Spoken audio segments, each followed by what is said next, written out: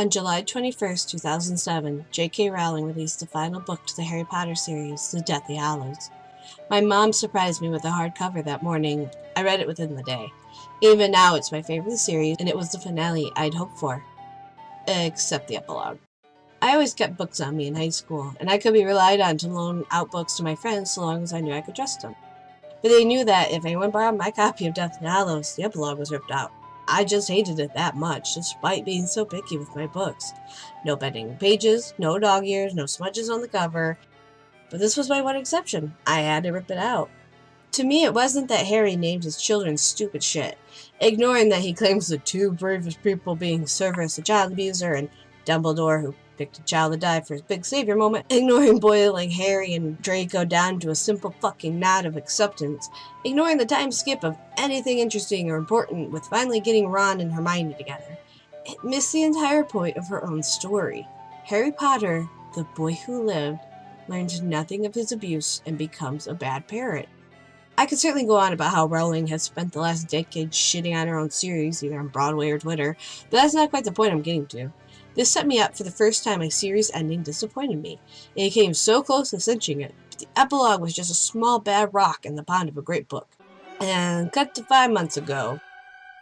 Game of Thrones is a 73-hour movie. Yeah. And at the 70-hour mark, it shits the bed. 70 hours in! It shits the bed. And then at the 71 hour, it fucking loses the plot, and you've got 2 more to go. 8 years, dude. 74 hours. I cannot open my YouTube homepage without a flood of angry Game of Thrones hot takes. And seeing this coming from 2 people I enjoy watching, an equally angry backlash online and from my own family watching Game of Thrones, I wonder what happened to cause such a turn. And recently, the screenwriters of Game of Thrones told us. Even more than that, it occurred to me I've seen this before. In 2017, being interviewed by Golden Times, Hayao Miyazaki was quoted as saying, "Some people spend their entire lives interested in only themselves. Anime, it's produced by humans who can't stand looking at other humans, and that's why the industry is full of otaku."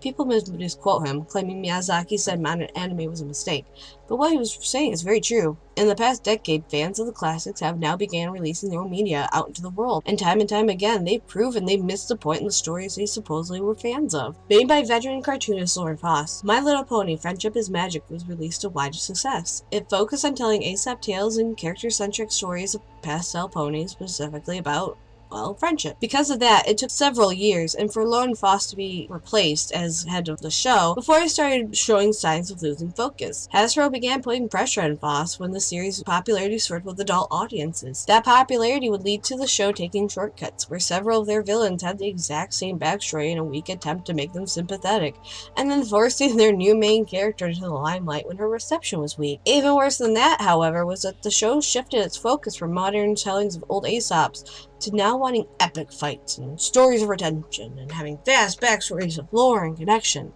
And because of that, while the audience it pandered to loved it, the younger viewers lost interest. Children found it boring, and by the time Hasbro fixed it, the series was over. I was late to the MLP game, and I kept my distance because of the online fandom's reputation. Even now, I'm not really sure if I'll partake in the new Gen 5 reboot. So what does MLP have to do with Game of Thrones? We're seeing the same aftermath. A show that gained popularity began buying its own hype, taking itself too seriously, and the people behind it started thinking they had something important to say, or rather, in Game of Thrones' case, not say. Furthermore, in the wake of MLP getting such a huge popularity and blowing up the way it did, other cartoons began hungrily clawing for that of adult, mature family audience rather than just kids. Tangled was huge before it was eclipsed by Frozen, and both of those Disney movies followed the exact same problem with thinking they needed to have lore, backstory, serious, dark, angsty moments, and then wondering why they lose the kid audience that originally loved its relationship-focused stories. Tangled Ever After had this with turning some kid into a sympathetic terrorist. My Little Pony had a terrorist literally travel through time to destroy a main character. Star Versus went from a fun, chaotic, bouncy cartoon to serious business and racism. But Never with humans, of course. Compare that to something like Gravity Falls, which is honest in its story and knew exactly where it wanted to go. It's a mystery story focused on a family. Originally, MLP was Aesop stories, but then turned into wanting epic themes of forgiveness and fighting racism and redemption, but lazily as it pandered to the audience that lapped it up. Game of Thrones was a realistic drama about how petty people sparring for petty interests will doom them as they continue to ignore the real advancing threat in the distance, but fell apart as its egotistical writers skimmed through the source material and were left with something they lacked: their imaginations. We're seeing the aftermath of the original cartoon's lessons going over their audience's heads. As Hayao Miyazaki said, some people spend their lives interested in only themselves. They only saw the original cartoons for their own self-inserts, for their own fantasy, and learned nothing. They want that fantasy now in their own art or stories, missing what makes the stories resonate with other people. They never matured, and so they want their stories to never mature with them. They want the same thing: pandering of lore, backstories, waifus, black and white, just like J.K. Rowling,